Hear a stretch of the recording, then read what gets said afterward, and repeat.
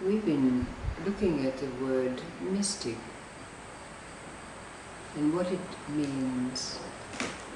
What is a mystic? We know what it has meant to our mind because our mind has made a picture from the stories that we've read. Perhaps you'll remember this first story. There are several little stories.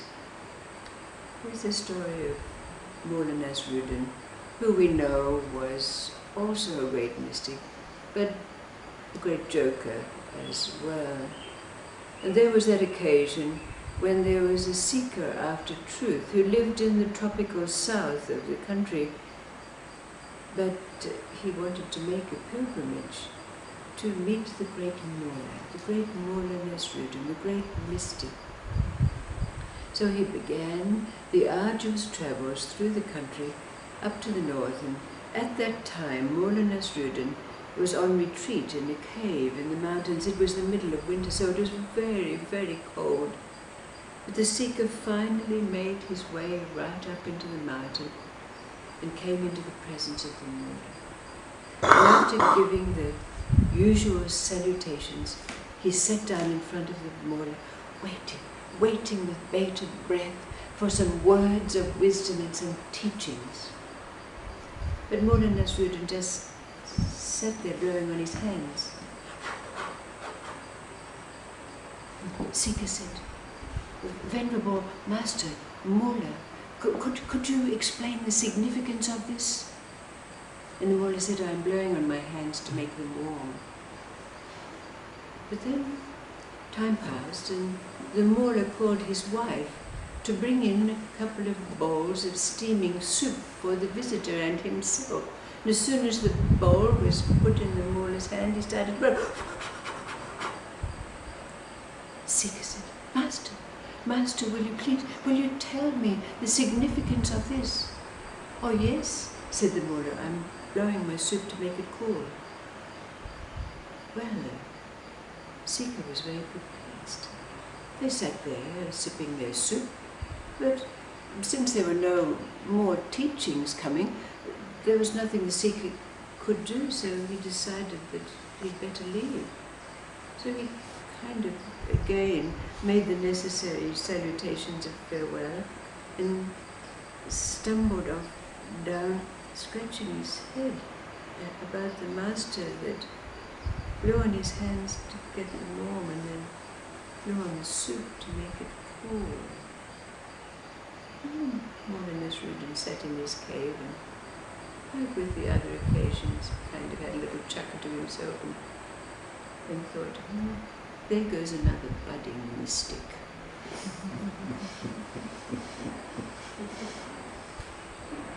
Then there's a little story about another mystic who was on a pilgrimage, and it was coming to evening time, so he decided to make a little place under a nice tree that was protected, and he just laid down and made himself comfortable on the grass and straw that he'd laid down, but all of a sudden a peasant from the town came rushing up to him and said, give it to me now, give me the stone." And the mystic said, "What stone?" And the peasant said, "Lord Shiva came to me in a dream last night and said that if I went and found the mystic who was sleeping under the tree at dusk, he would give me a stone that would make me rich for the rest of my life." "Oh," said the master. "Oh," said the mystic, "yes." So he went to his little backpack and he took out a stone.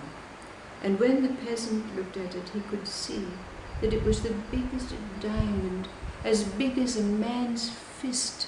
And he was overjoyed because the mystic said, take it, and do with it what you will." Well, the peasant went back with his very, very valuable jewel, but he couldn't sleep that whole night.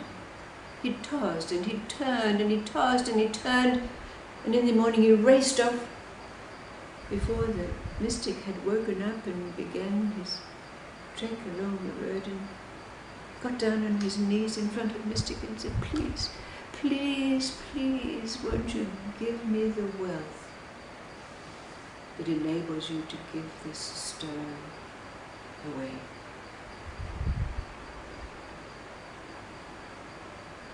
Mystic.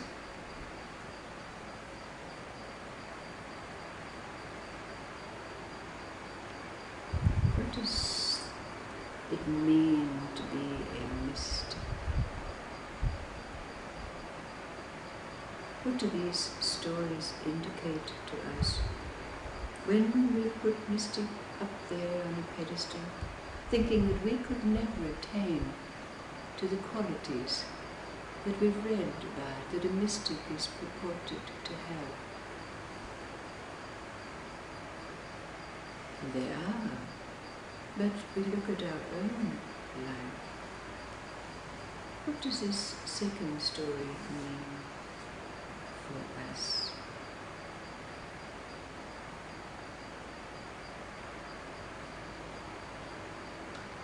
Sharing of knowledge without concern. Yes. Giving without concern, whether it be knowledge, possessions.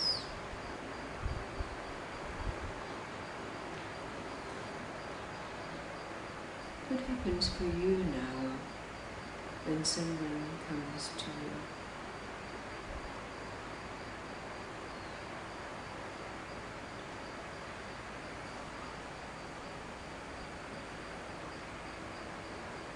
What is it about we mystics?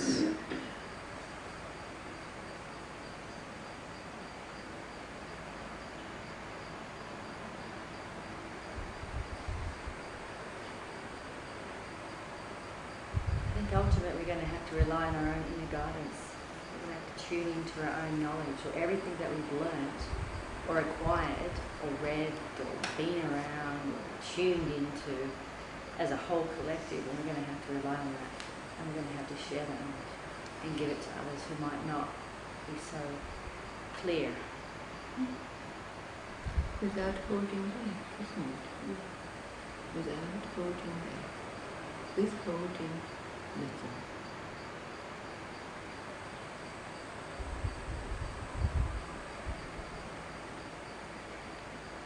There's another little story that comes to mind of a group of wealthy beings who were sitting around a coffee table somewhere in the Middle East in those very rich times when it was called Persia. And as they were drinking their coffee, sipping their coffee, a woman came over, very emaciated, in rags, and holding out her hand in front of each of them in turn. She went to the first man, and he turned his head away, and to the second, who pretended that he didn't see her. And then, when she went to the third man, he went into his pockets and he took out all that he had in his pocket, and he gave it to her, but her hand was full. So he went to another pocket of his robe, and he, from every pocket he took out what he had, and he gave it to this woman, and she wept. She said, "Now I can feed my 7 children off," and with great thanks went on her way. Well, his companions turned to him and said, "You stupid man, now we'll have every beggar in town coming over to get alms from us, and besides that, you already gave your quota of alms at the mosque this morning when there were beggars on the steps. Why did you do it?" They said, "Why did you do it?" And he said, "She doesn't know how much I have, but I know how much I have."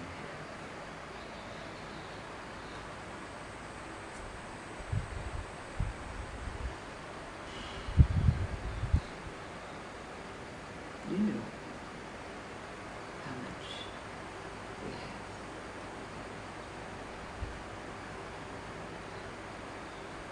Isn't it so? not in quantity.